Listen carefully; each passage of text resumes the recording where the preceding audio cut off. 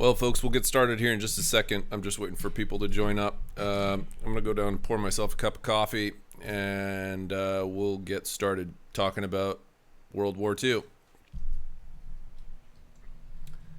There's no submission link. Okay, I'll put that up and make it do for Friday.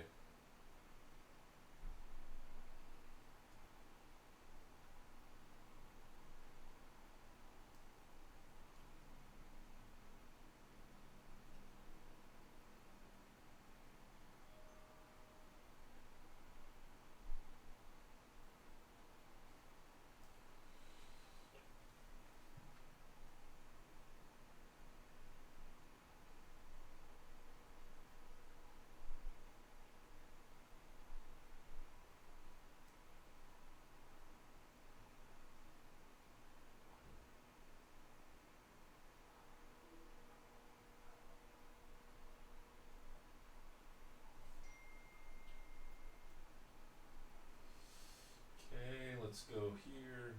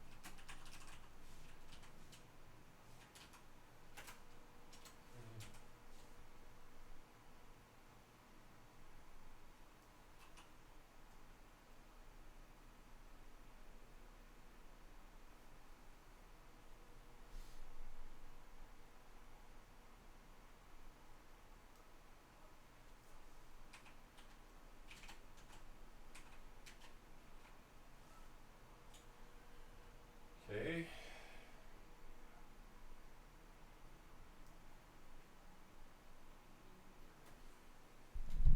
Sorry about that, Cushy. So I put the new thing up for Apocalypse World War II episode 4, and that is just hand that in by Friday and you'll be fine.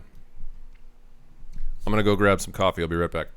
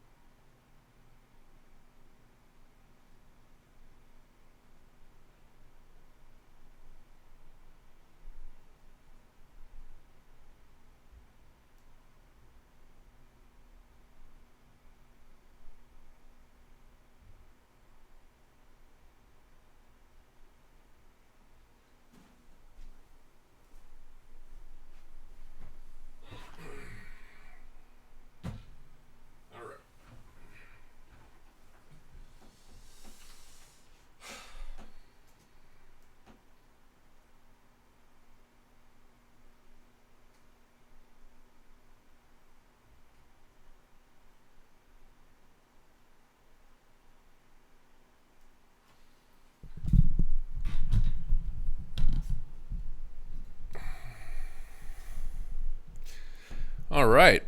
Welcome, everyone. Today we're going to be continuing talking about World War II. And it'll probably take me about an hour to get through the stuff that I'm going to talk about today. Not too bad. And then I have episode 5 to show you. We are coming to the conclusion here. Not quite yet, but we're almost there on all of this. Let me pull up the PowerPoint that I'm going to be using to get through this today. Let me see if I can find it.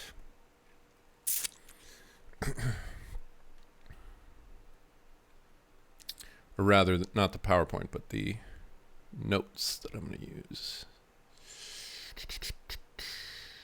All right. I have to download this. Download. Why don't I just start with asking you guys, why don't you type in the little thing here just to make this a little more interactive. Tell me what's the coolest thing that has happened to you in the last week. Type your answer in the thing there. What's been the coolest thing? Well, I'll tell you mine. I had a really exciting thing happen the other day. So I was hanging out at my house. Now, of course, I live alone, except for my 2 cats. And somebody knocked at my door. And I thought, whoa, visitor. All right. So I went downstairs, and I'm thinking, like, who could it be?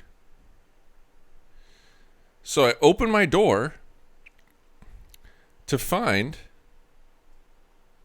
no one standing there, but instead a package of Pledge dusting spray that you use like to dust. I had ordered it like 5 weeks ago, and it finally came. So that was the most exciting thing that I've had happen.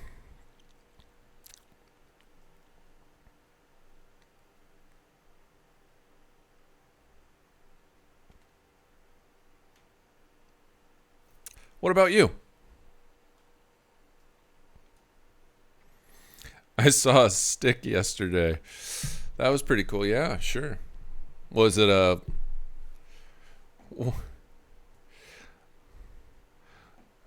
Nehemiah retracted his message. That must mean that I didn't see it in time. Who's Ivy Key? I drove to Modesto.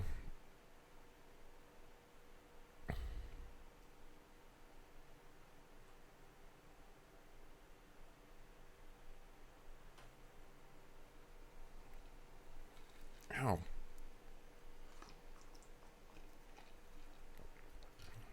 Oh, okay. Hey, Mikey.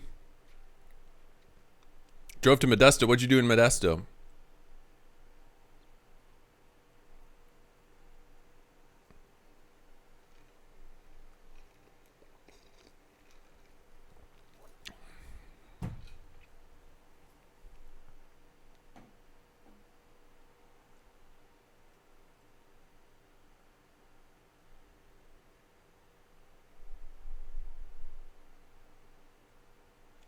Nothing?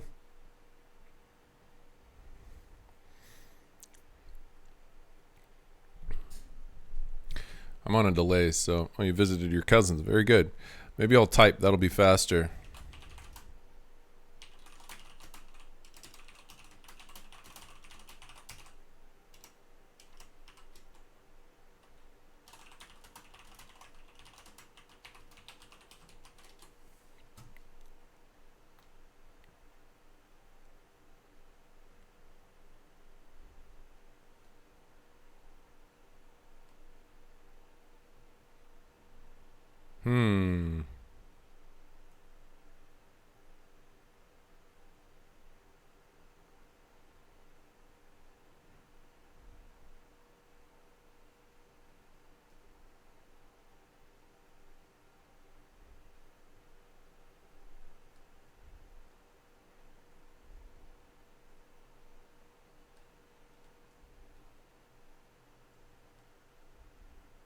Sorry, my internet is like lagging big time, so I'm not sure what the deal is here.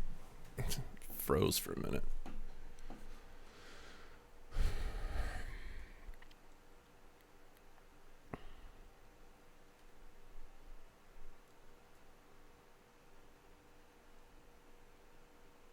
I had to like refresh my page. Sorry, folks. Yes, right now. Cool.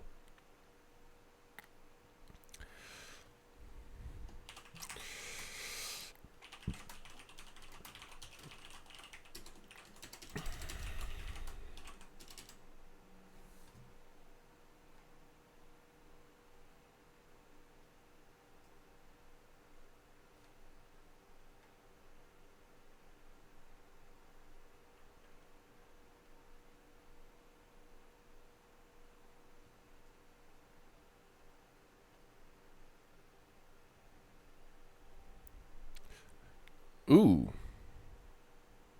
Nice. Dumplings. Love dumplings. Went to In-N-Out, waited in line for almost an hour. Oh, gosh. Hope it was worth it. Health is the least of our concerns. Please. Karan, what game are you playing?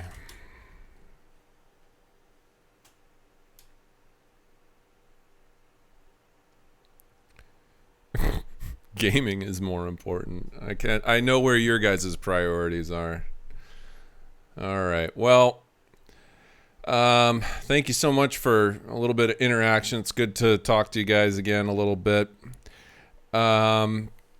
We'll go ahead and get started talking about what we need to Call of Duty Modern Warfare. Very good.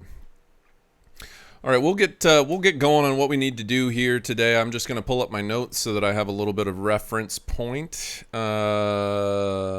to what I'm talking about here. What do we got?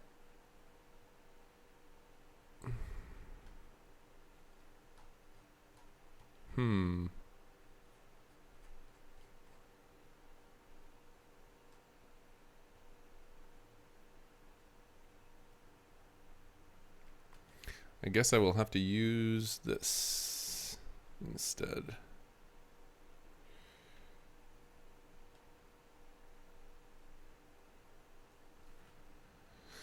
Okay, I guess I'll just do this. Let's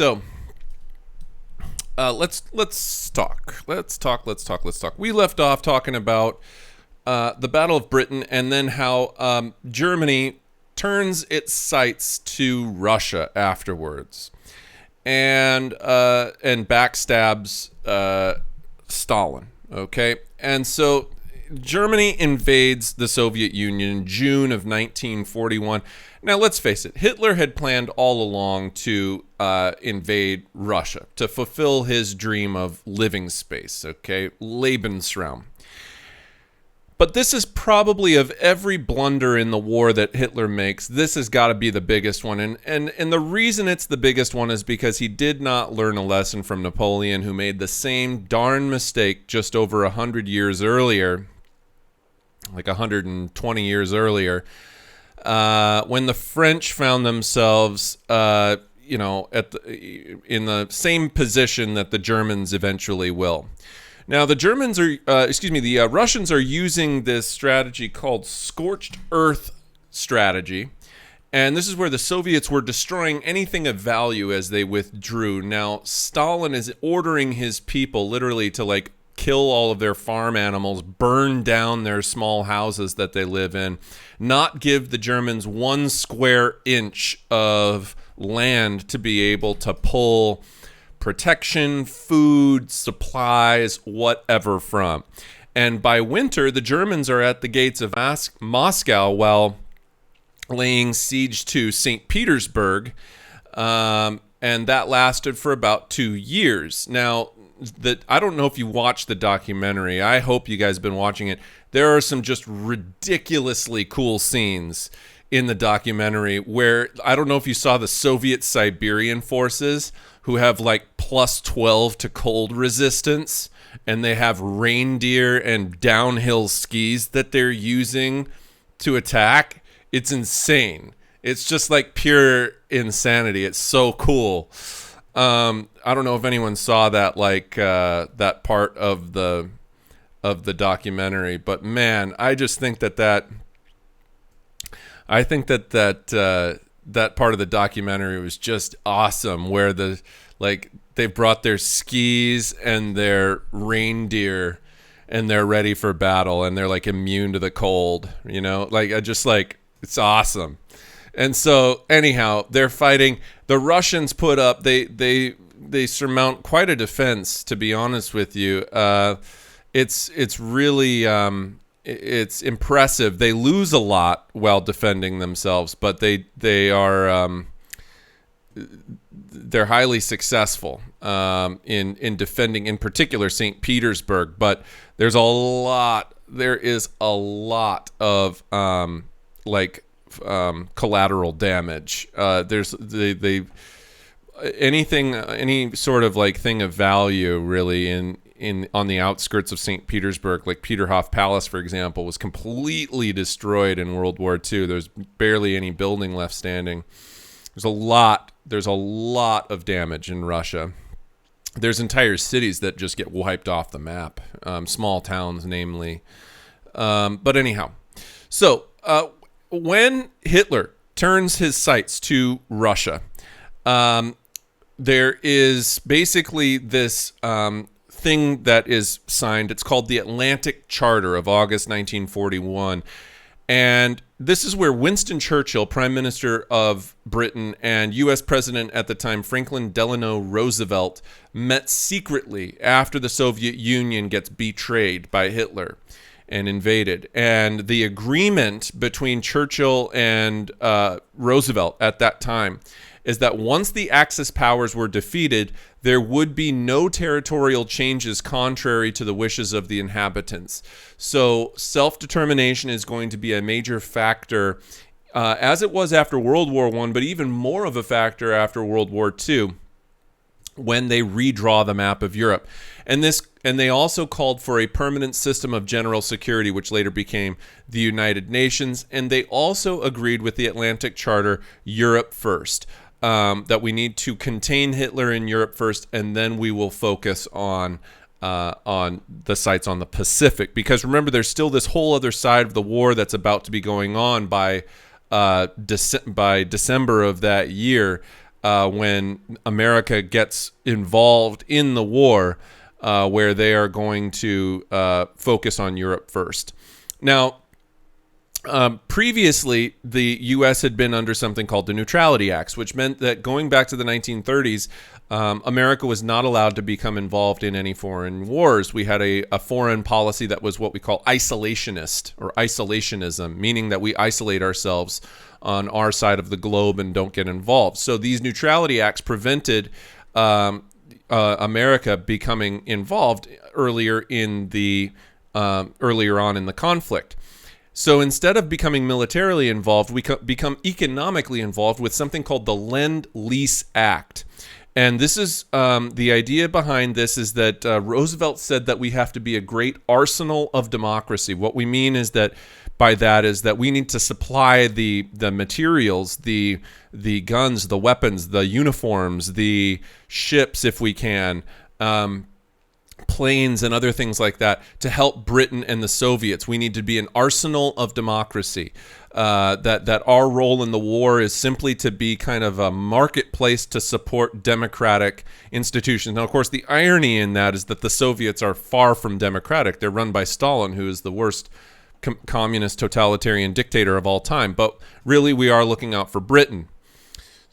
Then Japan attacks Pearl Harbor, December 7th, 1941. And this now gives the United States the leverage that they need to enter into the war. And this is another opportunity for Hitler to commit a fatal blunder, because Hitler didn't have to draw America into the European war. America could have become distracted at that point with Japan. But because Hitler immediately after, on December 11th, out of some unusual kind of statement of commitment to the cause of fascism in Japan, declares war on the United States. So instead of focusing on Japan, who attacked the United States, along with Britain, are now going to be focusing on defeating Germany first. And their efforts will go to that end, and then Japan will be focused on a bit later. by 1942, we see a grand alliance of the Allied powers between Britain, America, and Russia, the Soviet Union. And of course, France these days usually counts themselves among the Allied powers. I usually don't include talking about France in the Allied powers in World War II. They were an Allied power in World War I, but France is really out of the war. They're controlled by Germany at this time, so they're not really a power in the war.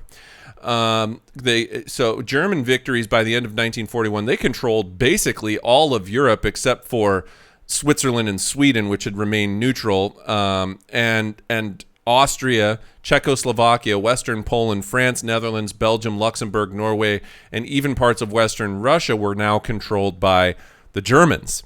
Spain, which was fascist, controlled by Generalissimo Franco at that time, allowed Germany to use its ports, but technically, Spain basically remains neutral in it.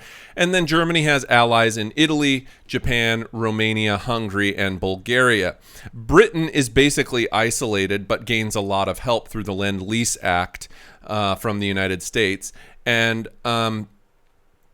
basically, the Nazis are now exploiting Europe for its economic value. So, and two, keep in mind that some of these folks are kind of, racially related to the Germans. And so, you look at the Dutch, the Norwegians, the Danes, a lot of them have German ancestry. Hitler heavily taxed the French because they were seen as inferior.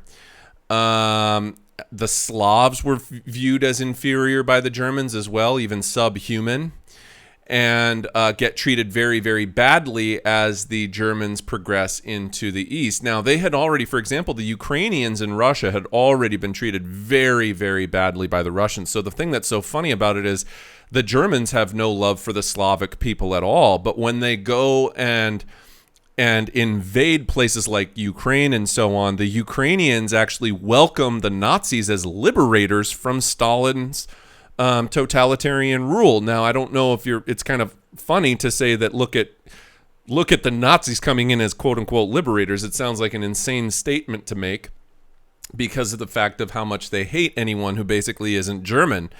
You see the genocides of the Jews, the Gypsies, the Jehovah's Witnesses, captured communists and other folks.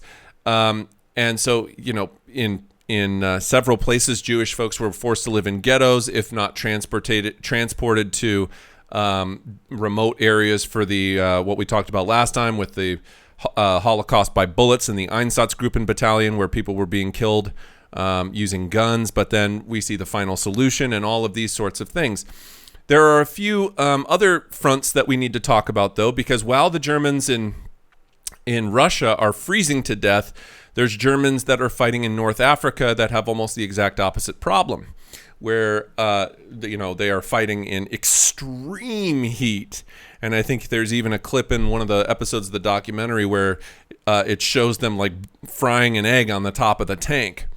Now, the German field marshal that had been put in charge of the German forces in North Africa, which were highly successful forces, by the way, until America became involved in the war, the German forces against the British, because the British, here's the thing, the British have Egypt, right, as a colonial asset at this time. And so the Germans are looking to kick the British out of North Africa and take control of North Africa and use that to their advantage in the war. And the guy that was in charge of the German forces down there was a guy named Erwin Rommel, and the nickname Desert Fox. And Erwin Rommel had been steadily making his way eastward across northern Africa, and was ready to attack Egypt. But by this point, the Americans come in on the western side of North Africa, kind of where, say, Morocco, or is it Morocco? Maybe I'm thinking of the wrong place. I better pull up a map of Africa so I don't tell you the wrong place. 1 second. Algeria, no, it's okay.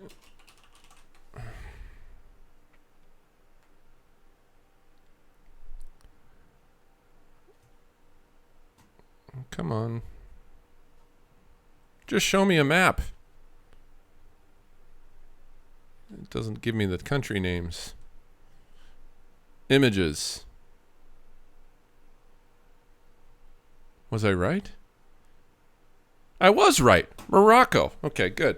So I just second guessed myself. Yeah, Morocco, Algeria. Good. All right. Yeah. All right. I was just making sure. I just didn't want to tell you the wrong thing. Okay. So yeah, Morocco, Algeria. That's where the Americans come in. And there's an operation called Operation Torch, where the Americans decide to invade Western Africa and do kind of a pinch movement. Because remember, the British are in the east. They're in Egypt. Okay, the Americans come in from the west. This is Operation Torch. So now Rommel's kind of like in Europe with the rest of the German forces. They're fighting on two fronts, fighting against the Russians and against the British. And then in North Africa, they're fighting against the Americans on the west, against the British in the east. And so this is going to result in a battle that's a very important battle in North Africa. It's called the Battle of El Alamein. El Alamein. And the Battle of El Alamein was a British victory. The leader of the British forces at that time is a guy by the name of General Montgomery. Okay, Bernard Montgomery is his name. And he drove the Germans out of Western Egypt, and they get pushed westward across North Africa until they get to about Tunisia, okay, which is kind of in central northern Africa. And this is very close to, or as close as you can get at least, in northern Africa to Italy, which is just across the Mediterranean Sea there. And which, remember, Italy juts down into the Mediterranean Sea. Operation Torch results in Rommel's Africa Corps, which is what the name of the German forces were. The Desert Fox gets surrounded by Allied armies and defeated by May of 1943. So the Germans then escape back up through southern Italy. And this is the next front that is opened up against the Germans in World War II, is up through southern Italy. Now, of course, Italy is occupied run by fascist leader Benito Mussolini at this time. And Benito Mussolini and Hitler, they're allies with one another, but remember that Mussolini is never really, Italy just in general is not the military power that Germany was. And so they're not going to have the level of ability that the Germans do to resist an American or British invasion, which, by the way, they do. Now, the British and the Americans do invade Italy. They come up through southern Italy, the underbelly of Europe, as they called it. There's a coffee drink that I have every day. If you've seen me in school, this is just regular brewed coffee. I just drink coffee black. This is iced coffee today. Most of the time I drink it hot, but it's been hot outside, so I've changed over to iced coffee to keep cooler. And there's a drink that I order. It's called an Americano. And the way that Americanos came around was during World War II, American forces in Italy, Americans are known for drinking coffee. British forces are known for drinking tea. But the Italians have coffee, the French have coffee, but they drink espresso there. They don't drink like American brewed coffee. So the way that an Americano is made is that you brew espresso and then you add hot water to it, and that makes it similar to like a cup of coffee. And they start calling it Americano because of the Americans in World War II who wanted to drink coffee in southern Italy as they were invading Europe to put down the Nazis. And that's where we get that drink from. So to this day, I drink Americanos when I go to Starbucks. Interesting fact. So with that, continuing along, make sure that I'm not missing out on any comments. All right, good. So moving right along. There are a couple of other important turning point battles in the war as well. So you got the Battle of Stalingrad. That's a very important one. The Battle of Stalingrad is a critical battle of the Eastern Front. So I just told you about Operation Torch. That was in the Battle of El Alamein. That was in Western Egypt and North Africa. Now we're switching our sights over to Russia. So what's the turning point in the East in Russia? Well, the turning point in the East in Russia is going to be Stalingrad, and this happens in December of 1942. Basically, the Germans used the Luftwaffe almost too well. The Luftwaffe, remember again, is the German Air Force, and they had bombed the entire city of Stalingrad, which was, of the three-pronged attack, it was the southernmost one. Hitler had continued on to Stalingrad, and he was really far into Russia. But it was wintertime, December of 1942, and they just simply could not get a hold of Stalingrad. It's the first time that the Wehrmacht, the German land army, is defeated in Europe. And it's largely due to the cold. And if you saw the scenes from that part of the documentary where those German fighters are in the cold, you see some broken men. All right, there's men who are just chattering in the cold, and and they've got frostbite, and their ears are falling off, and it's just truly miserable. So Hitler was trying to take Stalingrad because it would have opened up the Soviet oil fields in the Caucasus Mountains, which he was trying to get to supply oil to his military forces. But they get surrounded by Soviet forces, and they can't contain Stalingrad because there's nothing left of it. They're fighting over a heap of rubble, basically. And after the battle, the Soviets began this 2.5-year campaign of pushing those Germans all the way back to Berlin, across Western Russia, Eastern Europe, into the capital of Germany, which was Berlin. So basically, this is the Battle of Stalingrad, and the Battle of Stalingrad is often considered the beginning of the end, if you will, for the Germans. Moving onwards, let's talk a little bit more about America's role in the war, which is important. America starts off the war having been attacked at Pearl Harbor.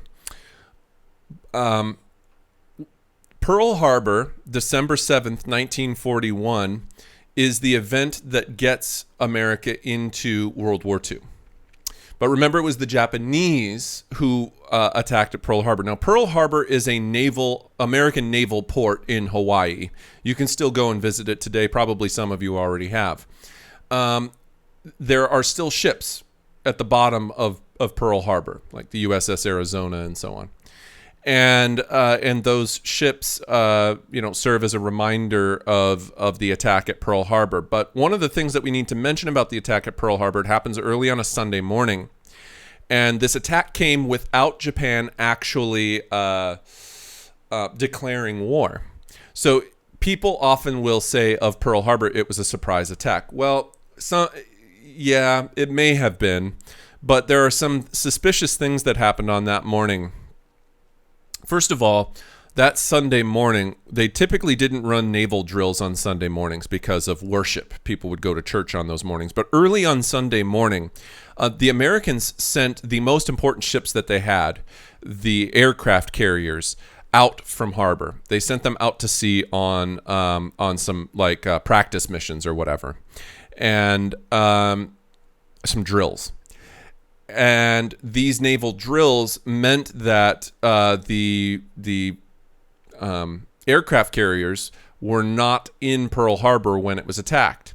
Also, that morning, all of the planes at Pearl Harbor, because there were a number of airplanes that were stationed at Pearl Harbor as well, they were put out into the open and on the airfields and could be seen from above, all lined up nice and neatly for the Japanese to bomb from above. The question is, and there are some conspiracy theorists out there, did the Americans at the highest levels of the military know that the Japanese, or have at least a hunch that the Japanese were going to attack that morning? And deliberately gave them served them up a softball to do a lot of damage to the American fleet, sink ships, destroy planes on the American airfields, so that it had enough, and kill, by the way, about 2,500 people, so that it had enough of an impact on the American people to say, we need to get involved in this war and we need to do something about it now. Because this gave Roosevelt the leverage that he needed to be able to join in the war, declare war, and get involved in World War II. So the question is, did they know? And some historians will tell you they probably did. Others will say, no, maybe they didn't. Maybe it was all just a giant accident. And there was no inside plot. I don't know. To me, it seems a little suspicious and careless to be happening even at that time. So who knows? Maybe not. All right. Talking about a few other things regarding America in the war. The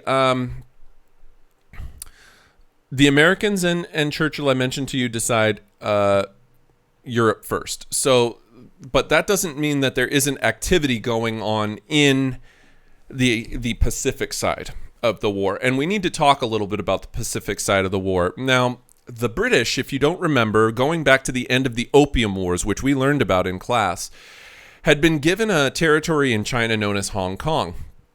And so there were British ships stationed in Hong Kong.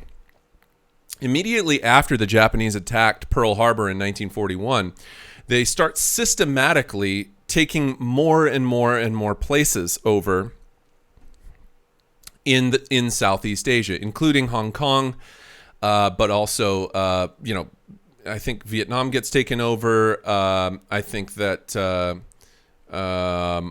Philippines definitely get taken over. Americans in the Philippines, the Americans had a naval station in the Philippines.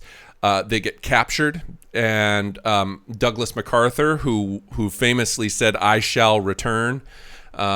If you've ever seen an old American general with a corncob pipe sticking out and a pair of aviator sunglasses, that's General MacArthur. And General MacArthur was kind of like an old John Wayne sort of a dude. And you're going to hear how, as we go further on into the year, Douglas MacArthur is going to end up clashing with the guy who replaces Roosevelt as president. His name is Harry S. Truman.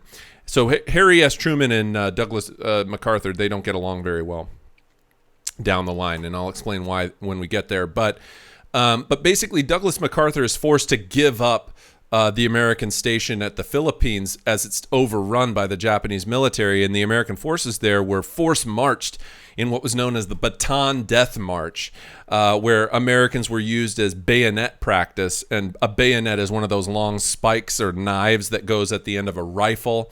They were force-marched I think it was 63 miles or something like that. And many Americans didn't make it just simply because they were starved and or shot or killed. Remember that the Japanese in World War II have a very nationalistic mindset, one that is based on kind of the old samurai code of you never surrender.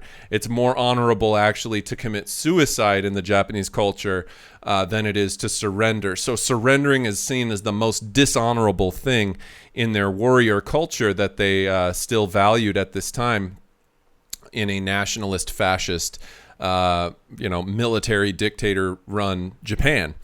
And so if the Americans surrendered, which they did at that battle, or they get they're forced to surrender and they're forced marched on the Philippines, and so they had no respect from the Japanese soldiers who's now they were prisoners of war of. So if you've ever heard that POW term, a POW is a prisoner of war. So if you're part of a troop that gets captured, you're now a prisoner of war. And there are certain rules about treatment of prisoners of war. You're not supposed to use cruel or unusual punishment or other things like that. But the Japanese were unusually cruel to the American and other soldiers, British soldiers and Filipino soldiers that they capture, as well as absolutely brutal to the Koreans and to the Chinese. And so the Japanese are systematically taking over more. And one of the major reasons that they're able to do that is because the Japanese have a major navy, a very, very powerful navy. And the fleet admiral of the Japanese navy is a guy called Yamamoto, okay? And General Yamamoto, prior to the attack at Pearl Harbor, had promised the emperor that he could secure 6 months of victory. After that, I make no promises of victory, he basically said. And so 6 months, and that ended up being a rather prophetic statement, meaning that he really foretold the future with that statement, because when the Japanese attack in December of 1941, they do have 6 straight months of victory where they are systematically island hopping, taking over places, and in the Western Pacific. And in effect, even though it's over a body of water instead of a land mass, the front line is advancing. And as the Japanese take over more and more and more islands in the Pacific, in kind of what's known as that Ring of Fire area, they are getting closer and closer and closer to Hawaii. But then if they were able to, let's say, one day down the line, take Hawaii, well, now they would have a stepping stone to the United States mainland. Now, you might wonder, why didn't they just go and attack, say, Los Angeles or something like that? Well, remember that Japan is all the way across the other side of the Pacific, which is the largest ocean on Earth. And at that time, they didn't have planes that could make in one single trip without stopping. They didn't have planes that had enough range to be able to reach from Japan all the way to Los Angeles in one fell swoop. And so they would have needed to have islands somewhere in the middle of the Pacific to be able to land, refuel, and take off again in order to be able to reach out and touch the American mainland with their Air Force in Japan. So now the Japanese, if you don't know anything about the Japanese at this time, Mitsubishi made actually the most well-known fighter plane of the Japanese. It was called the Zero fighter. Okay, and so this was a fighter plane. It was also actually it had the fastest airspeed of any plane, fighter plane in World War II. And so the Japanese construct incredible engineered ships and planes and so on. Their guns aren't quite as good as the American guns. But their planes, their engineering, and so on is quite good in other realms. The Japanese, though, suffer from a diehard complex, and this unwillingness to surrender, their diehard attitude, means that they are going to be a veritable fighting force, a ferocious fighting force, but one that's perhaps a bit foolhardy at times. As evidenced in some of the battles, there was a battle called the Battle of Guadalcanal. The Battle of Guadalcanal ends up being an absolute bloodbath for the Japanese, because they basically choose, as they did back in World War I, to charge with their bayonets, thinking themselves somewhat invincible, or at least being able to die with honor. And they are mowed down by American machine guns, in particular something called a Browning automatic rifle, which is a BAR. And it's an absolute massacre. Many Japanese soldiers lose their lives. Now, remember that the Japanese come from Japan, which is an industrialized state. It's an island state. It's further north. It's not a jungle. It's not a Pacific island. It's an island in the Pacific, but it's not like a Pacific Islander state, like you find in the Philippines or further south along the equator. All right, it's farther north. All the Japanese soldiers, many of them grew up in urban areas, and so they didn't have a particular advantage in some of these densely jungled areas that are really, really hot and humid and difficult terrain to fight in. The Japanese have no better advantage than the Americans do in that scenario. And so the Americans actually fought rather successfully against the Japanese after a particular turning point in the war. And that brings me to the next major turning point that I want to talk about, which is that 6-month mark that Admiral Yamamoto had mentioned. And that's the Battle of Midway, which takes place in May of 1942. In fact, 6 months to the day after the attack at Pearl Harbor, May 7th or so, May 6th, May 7th, basically 6 months to the day after the attack at Pearl Harbor is when we see the tides in the Pacific start to turn. Now, of course, America up to this point had been focusing on how to stop the advance of the Japanese, but not necessarily end the war with Japan first. They're mostly just concerned about stopping Japan from progressing that front line across the Pacific Ocean further towards American territories. So the way that they do that is at the Battle of Midway, they get rather lucky, to be honest with you. The Battle of Midway, it comes down to a few things. Number one, it comes down to the Americans had broken the Japanese code just barely before, and they were able to anticipate what was going to happen. So they knew where Japan was going to attack. So this gave them an advantage. But like always, if you break the enemy's code and you're too good at countering what they're doing, they're going to know that you broke the code, and then they're going to switch the code, and then it's no longer going to be useful to you. So they have to pretend to some extent like they don't know what's going on. Oddly enough, the thing that ends up becoming most important in all of these battles is aircraft carriers, because these battles in the Pacific, even though they're being fought on water, it's really being fought in the air over the water. So aircraft carriers become the most important aspect of the war in the Pacific, particularly against the Japanese. And it just so happens that the Americans, there was a plane being flown by a guy named, I believe his name was George Gay, if I remember right. And he got detached from the other planes that he was flying with, and he got lost. And as he got lost, it's the most amazing stroke of luck. He looks down and he sees a Japanese aircraft carrier, and he radios in and he says, "Here's my coordinates. I can see an aircraft carrier." Now he ends up being shot down, but before he is shot down, he gets that message off, and they sink the Japanese aircraft carrier in a matter of minutes. And this was a huge point of fortune for the Americans at the Battle of Midway. So there's a stroke of luck. The weather was on the American side as well. Also, too, just kind of the discipline and the patience of the Americans in the battle enabled them to emerge victorious from it. So, this was really this was a turning point, because it meant that the Japanese were no longer on the offensive. They were now going to be on the defensive after the Battle of Midway. So that was probably a part in the documentary that you watched as well. Very important part of the war. So what we're going to be starting to see now is we are seeing the Axis powers kind of on the run.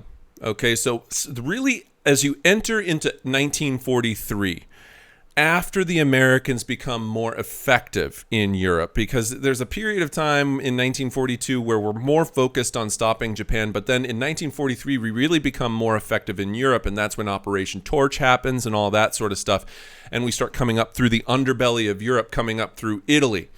Then there's going to be a third front opened up on the war, and that third front is going to be in northern France at a place called Normandy. Normandy is a city along the coast. It's a region, actually, in northern France. I just went there this past summer. In fact, let me show you something really quick. I have to grab it from the other room. Give me 1 second. Hey, Harrison. You're so sweet. How you doing, buddy? You just napping here? You're such a good boy. All right. Harrison's just laying there.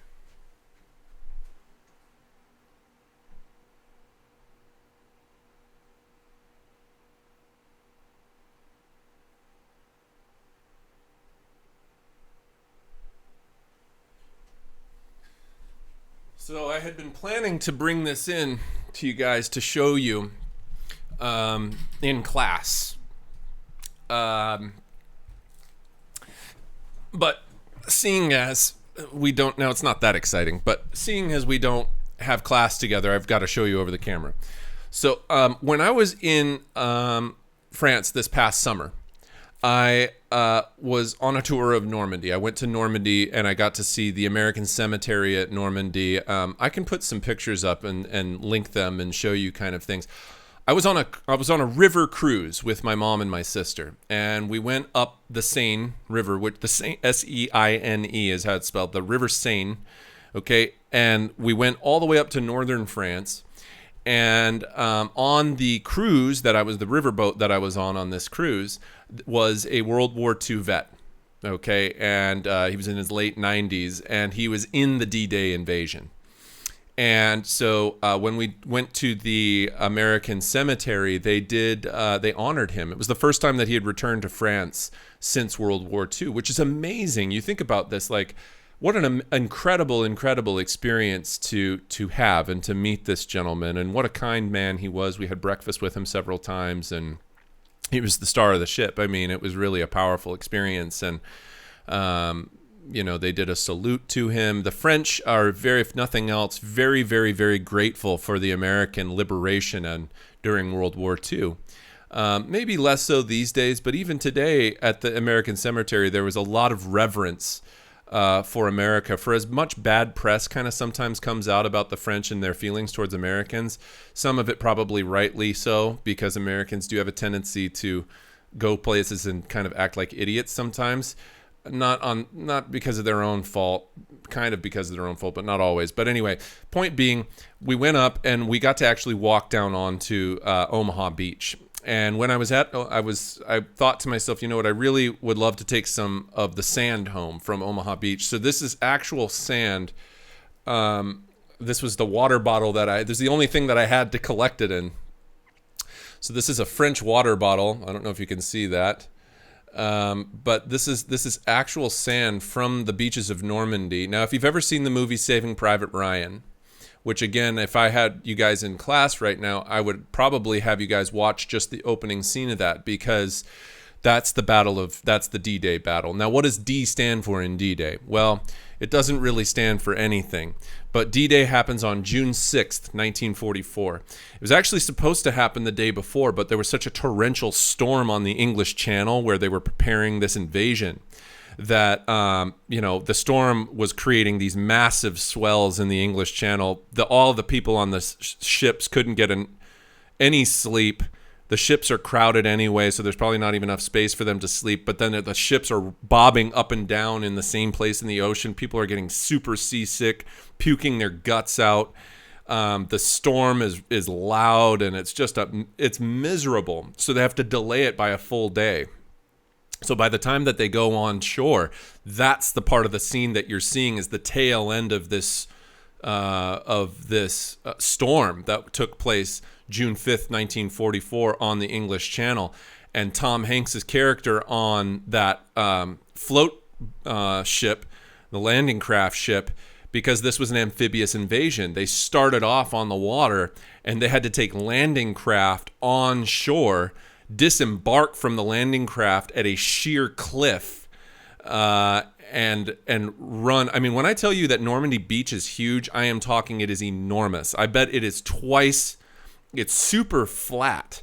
Okay, so you have to run like a couple football fields lengths from where the water hits the shore all the way up to where the cliff is, where the German defense forces are.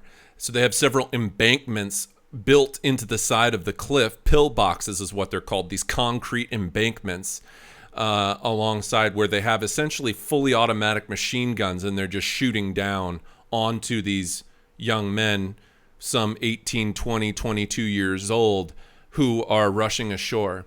And the D-Day invasion is probably one of the most powerful invasions in all of American history, perhaps all of military history on the globe.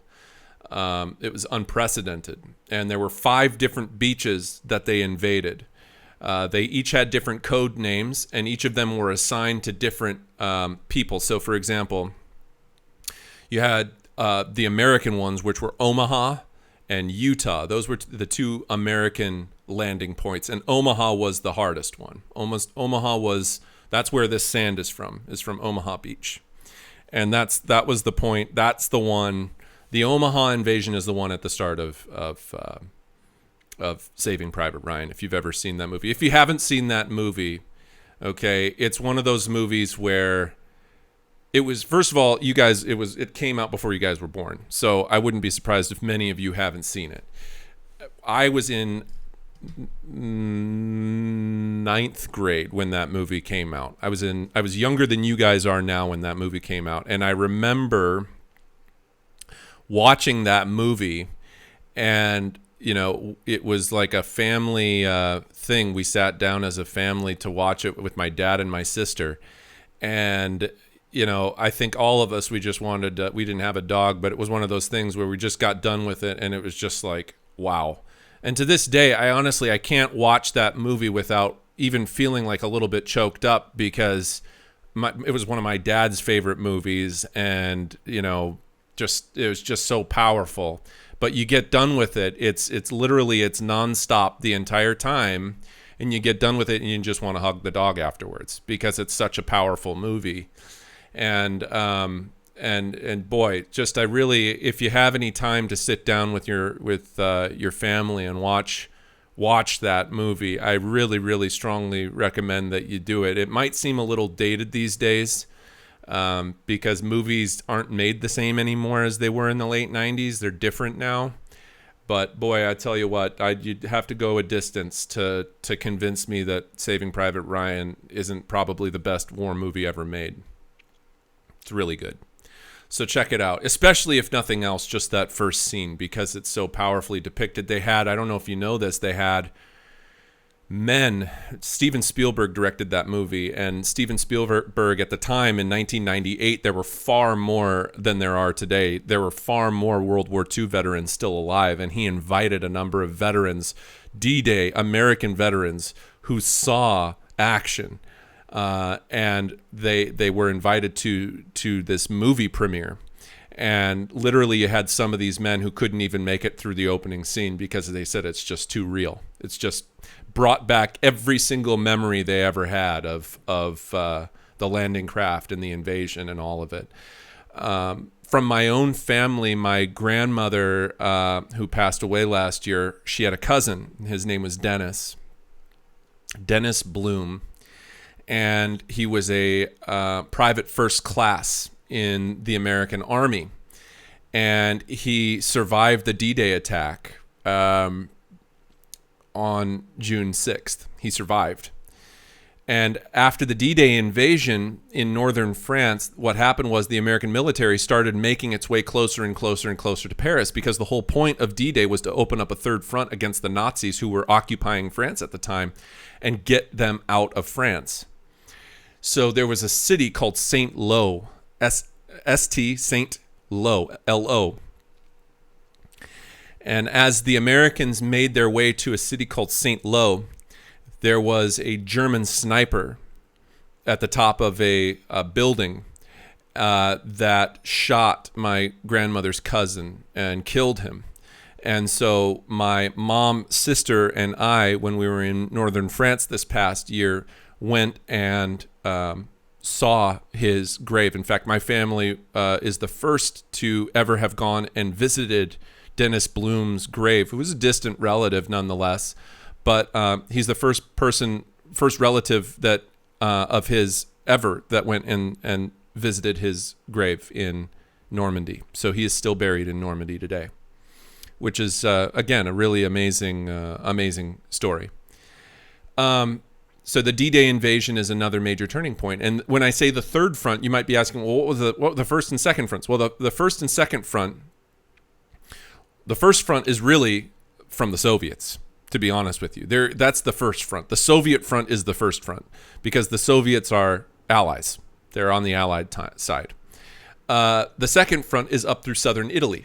Okay, so that's the one that came up through North Africa into the underbelly of Europe. And this is now the third front in northern France to try to oust the Nazis from France.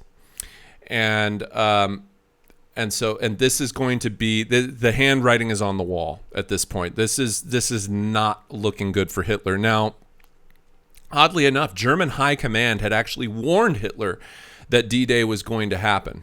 And he didn't believe them. He thought it was a decoy. He thought that the actual attack was going to happen in a different place along the coast of France. And so instead of they would have had enough time to actually re-support Normandy at Omaha and Utah beaches with tanks. Oh, the other beaches' names were Sword, Juno, and Gold, by the way. And the British and the Canadians were the ones who invaded on those ones. Okay, but Utah and Omaha were the ones where the Americans invaded. And they would have had enough. There were panzer divisions in the region, panzer tanks. Panzer is the German word for panther. And so panzer tanks and the panzer tank divisions would have been able to go and actually reinforce the Normandy invasion sites. But Hitler thought it was a decoy. He thought he was being fooled, which the British were really good at fooling the Germans, by the way, using decoys and sending out fake messages and other stuff like that. It's funny how just deception itself played a role in the war. So Hitler chose not to move the panzer divisions, and that too proved to be a very fatal blunder because he probably could have held out at least a while longer in France if he would have made some different tactical decisions regarding his tank divisions. But he doesn't, and so history is history, and that is what results in the Americans being able to, from June until of 44 until June of or May of 45, which is when the war ends in Europe, for over that 11-month period, be able to systematically make them, make their way closer and closer and closer to Germany, pushing the Germans back now from the western side, just like they're being pushed back from the eastern side by the Russians. So that's the battle at D-Day. Now, about 6 months after the Battle of D-Day, there is another major battle that takes place, and it's called the Battle of the Bulge. B-U-L-G-E, Battle of the Bulge. And what this is referring to is a bulge on the front line where the Germans, there was a bubble. There was a bubble where the Germans may have had an opportunity to be able to rout or surround the Americans. So there's a last stand blitzkrieg offensive put on by the Germans at the Battle of the Bulge. But it is not successful, and they were not able to sickle cut the Americans or British forces fighting in eastern France at that time, and surround them. So the blitzkrieg tactic fails against the Americans, and that's in part too. You got to remember the Nazis are tired by this point, right? They've been fighting a long, hard battle, and they are not the forces that they were in 1939 anymore. And by the way, a lot of them have lost their lives fighting in Russia. In fact, we're talking now in the number of millions of Germans who were killed, 2 million roughly, I think, by this point in the war. And so it's bad. All of the top generals, Rommel gets found out of being, I don't know if you remember Rommel from North Africa, he gets implicated in a plot because he was going to try and take Hitler out of power. And honestly, that would have been interesting because Rommel wasn't involved in he was a racist, don't get me wrong, he's still a Nazi, but Rommel wanted to negotiate with the Allied powers and surrender and take Hitler out of power. And when he is found out, they force him to shoot himself. And so that's a rather tragic story in the war, because you wonder if maybe by that point it was too late anyway. Maybe they wouldn't have been able to do much. But Rommel was such a high-ranking and highly respected general, and since he wasn't the one that was involved in the SS killings on the eastern side where all the Holocaust and stuff was going on, Rommel had nothing to do with any of that. He's just a field marshal. He's a tank commander. And same with Heinz Guderian. These guys, not Rommel. Rommel was made to shoot himself, but Heinz Guderian, the tank commander that had been put in charge in Russia, he was relieved of his duties. Hitler fired him. So all the most talented generals that Hitler had, he didn't trust them. And this is how, paranoid these totalitarian dictators get, is they think that everyone's a threat to their rule. And sure, Rommel actually was involved, at least his name was attached to a plot to overthrow Hitler.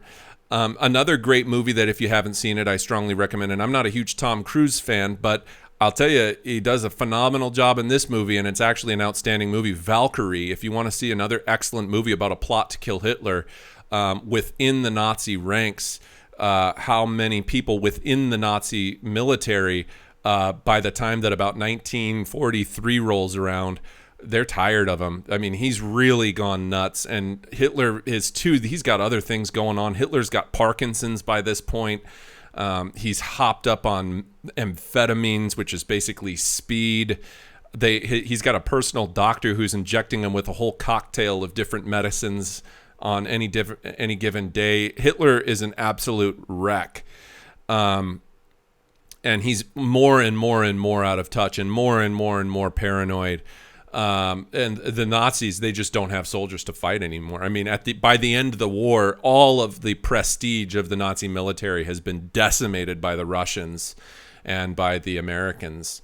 And so, and frankly, from themselves, in a sense, they kind of, it's one of those things where, they made there was such terrible decision making at the top, that they just kind of shoot themselves in the foot. So, the Battle of the Bulge ends up being a failure. That's December of 1944 when that one happens. And after the Battle of the Bulge, it's game over. It's game over for Hitler at that point, and the Americans start pushing real hard, and they surround Hitler. There's daily bombings. British are bombing during the day. Americans are bombing at night, 24 hours a day, 7 days a week.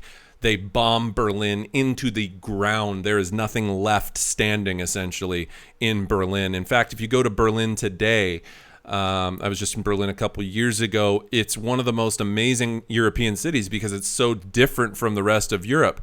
There are very few buildings from before World War II that still were left standing. So most of Berlin is super, super modern, built within the last 70 years or 80 years since the end of World War II in 1945. There was just nothing left. There was just a giant pile of stone basically left there. Hitler, at the end of the war, is in a bunker, and he has other high-ranking officials in there, like Joseph Goebbels. Joseph Goebbels was the propaganda minister. They had, and his whole family was in there as well. Eva Braun, who was the mistress of Hitler for a long time, was in there. Hitler's dog Blondie was in there, and every last one of them commits suicide because they know that the fate would have been much worse had they allowed the Russians, who were on the ground invading at that time. So the Americans are in the sky bombing. The British are in the sky bombing. The Russians are on the ground with their actual military invading, and they are absolutely brutal by the time that they get to Berlin. They're raping German women. The Soviets, if they would have found Hitler alive or any of those high-ranking Nazi officials alive in that bunker, they would have done far worse to them than shoot them. And the Soviets end up torching that bunker, and pretty much the remains of Hitler and a bunch of those other folks get lost to history. There is allegedly, though, as a side fact, a fragment of Hitler's charred skull in the Kremlin in Moscow, which is their governmental building, like their archives, equivalent of the CIA archives or whatever. And so allegedly that's, they have a piece of Hitler's skull there or something like that. But being that Hitler has no children, any other or any offspring at all, he has other family members like nieces and nephews and so on, distant cousins, so on. They all changed their name after the war. They didn't want to have anything to do with them. And that essentially brings us pretty much right up to the end of World War II. Now, there is the whole other side of what happens in Japan. So systematically, of course, back in the Pacific, they have to now push the Japanese back to Japan. But we will wait for that another day, as this brings us to about an hour long of instruction. So today's episode is episode 5 of the World War II documentary. This is the second to last one. There will be one more after this, talking about kind of some other aspects of the war that I haven't really gotten into yet. We're going to be talking about diplomacy in the war on Friday. We're also going to be talking more about the war in the Pacific on Friday, and And so that'll be what we talk about for the final part of World War II. Also, I wanted to make something just to make clear something to you guys. I'm going to be adding a vocab assignment. If not today, maybe on Friday, before we do anything more with this, because there's still other. I still feel like there's other opportunities here for you guys to earn points in this unit. Usually, my World War II unit takes quite a while to get through. I don't have all of the tools necessary to be able to teach it with the level of depth that I normally do, because my work computer, I don't have access to it. I only have access to what I have access to, and then I have obviously the knowledge in my head. But we're going to be doing some more, I think, with World War II before we move on from it. This documentary, though, is a good way of getting you through the material and kind of at least giving you the story of the history. And then we'll maybe find some other activities that we can do, including that vocab assignment pertaining to learning, just a bit more about what happened in World War II and its significance. So that'll be coming up in the next couple of distance instruction lessons. So I will update Schoology right now with the new episode of episode 5 of Apocalypse World War II. And the new assignment, and I will make sure this time not to forget to include the submission link as well. If you did the last one, there is a submission link up for that for episode 4 now. I forgot to put that up there. Just have that turned in by Friday, along with the one for episode 5. If you have it done already, you can just submit it right now, and it'll be out of the way. And then you can only have to focus on episode 5 for Friday. So do watch that. Enjoy it. If you have any other questions, of course, feel free to hit me up on Schoology or post a message on Schoology, and I will get back to you. Outside of that, I hope you found today's lesson informative, and we'll talk again soon. See you on Friday, folks.